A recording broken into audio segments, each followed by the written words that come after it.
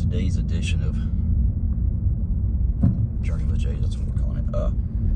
Do you all think that Doordash can tell when you turn on another app? Today was one of those days. It was like, you'd have all these slow moments. It's like you would get a few, then it would be like terrible. Then they were stacking everything because there just wasn't no order, so people was taking anything. So I did a couple shops there toward the end. Then I was getting nothing but like $6, 2 restaurants, 8 miles. So as soon as I turn on Uber, I get a shop. And as I'm in there, I'm getting like decent bangers from DoorDash. But I can't, they're going the opposite way and stuff. So I finally just let it pause itself. Then when I turned it back on, I had turned Uber off. My phone was getting hot, so I turned Uber off. Then same thing, I wasn't getting nothing. As soon as I turned Uber back on, same thing. Uber was sending stuff, which this time it was junk. But then DoorDash started sending stuff again. It's like they can tell when you're, open another app. It's like maybe they're trying to keep you just there just long enough to, because they know if you're only running one app, you got to sit and wait anyway. But when you got to open another app, they know that if you start taking orders on them, that's one less driver they're going to have in that area.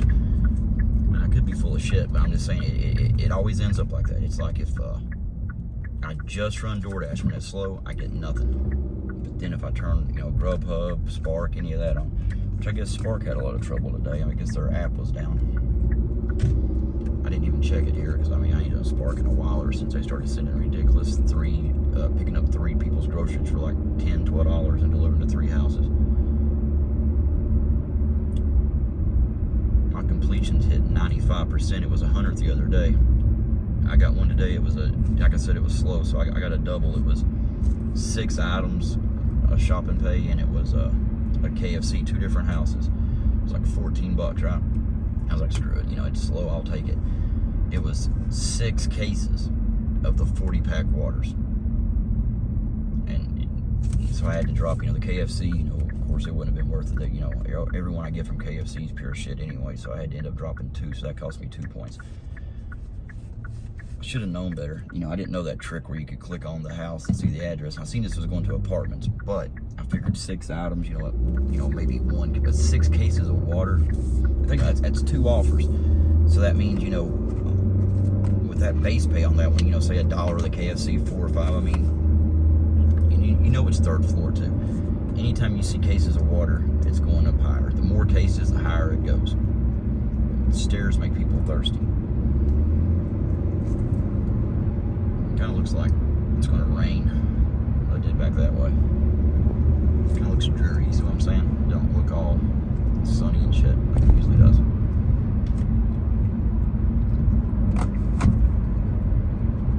We're calling it a day today.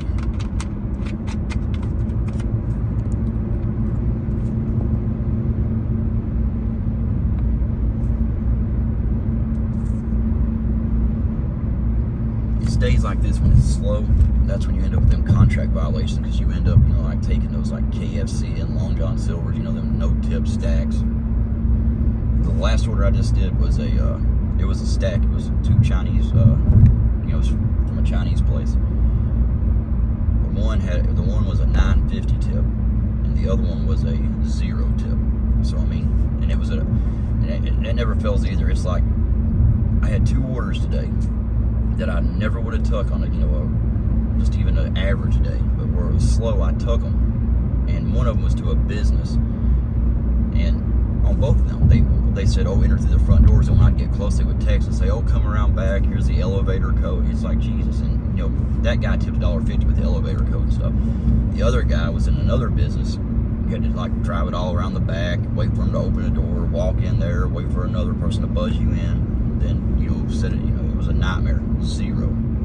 So I made $1, which actually, if you think about that, I didn't make nothing, because if I'd have took just the other order, it would have paid a $2 base pay. So essentially, you deliver the no tip order for free.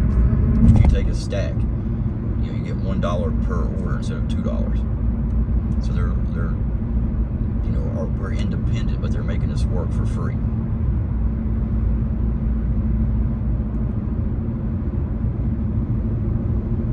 And nowadays, you can't even tell. there's no way to tell if you drop a stack, because even if you drop one of the two orders, it'll show the same price. Like, you know, like that one, it was showing $14 when I dropped the Meyer order first, the cases of water. It was still showing 14 for the KFC. But you don't get that. I guarantee it'd be like $2, something like that. There's two birds, vultures, chickens or something.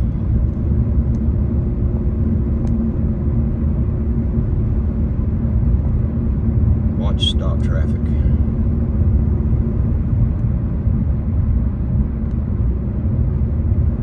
I don't see no stop traffic to watch, but if I see any, I'll watch it.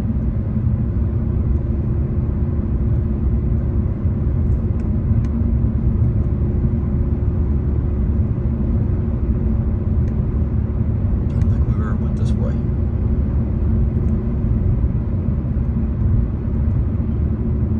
Usually I go the other way because I'll take one and end up taking it the back way, because you know they'll be good tips. That's the thing.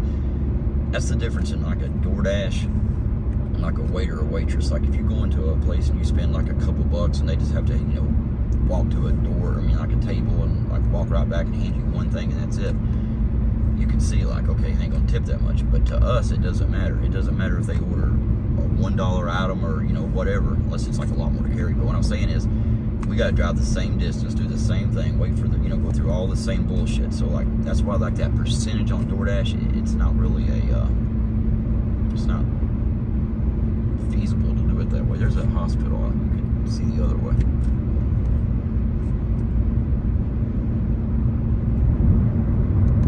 That one I was pointing at the other day, but there it is. But see, that's when you post a short or something in my comments, people, you know, they take it like, you know, well, I only spent this much money, so, you know, I only spent $5, so, you know, I shouldn't tip more than, you know, $1 or something. But if you live 10 miles from a place, that's like I was saying, the orders I usually take and go back the other way, they'll end up tipping, you know, $5 to $8 or something, but they live, you know, 10, 12 miles away from the place, so it's, you know, it don't make it worth it. Plus, you're going out in an area there's not much, and if you do get anything going out that way, it's going to keep going the other way. So, like, unless I'm coming home, I'll usually catch one of them. But today, I didn't even try it. I was like, screw it. It was one of those days. I mean, something was going to go wrong. It just, you know, you could tell. I got lucky. I mean, I don't know. I ain't got a contract violation yet. But you never know when you get stuck with those no-tip orders. You know, that's like base pay. I would rather take an order I would rather get paid $8 and the customer tip 5 or 6 and a 2 than take a $10 all base pay order. And people, you know, a lot of people don't get it, but that's the thing. If for base pay to get as high as it does on order, they set forever. So what happens is, by the time the driver gets it, they don't know that. So you get there and get the order, you have no idea which is base, which is tip till you drop it off. Then when you do that, and you leave the order and you see that, you know you're pretty well screwed, because if, you know, if the base pay gets up $10 from a restaurant, you know they've waited a while for that shit, especially like if it's a small, you know, something. Then, according to DoorDash, you know, they don't hold them ratings against you. And if the person does pick like a long time, it don't. But when someone's mad, you know, they hit every damn button on there, like everything they can to complain. So yeah, we get the rating.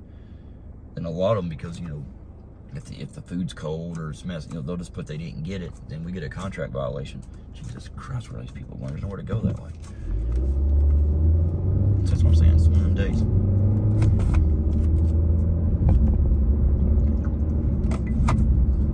It's like even the DoorDash rating system, it's messed up.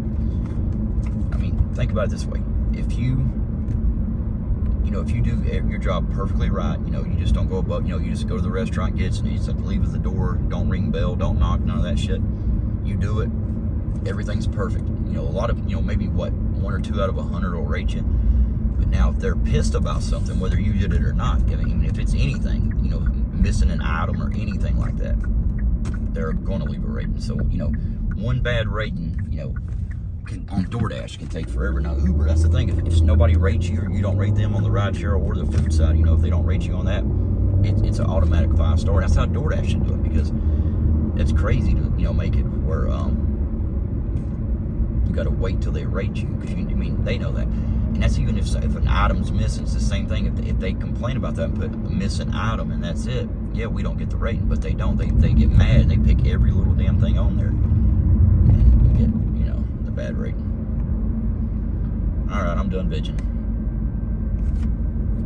See you guys tomorrow or later tonight somewhere.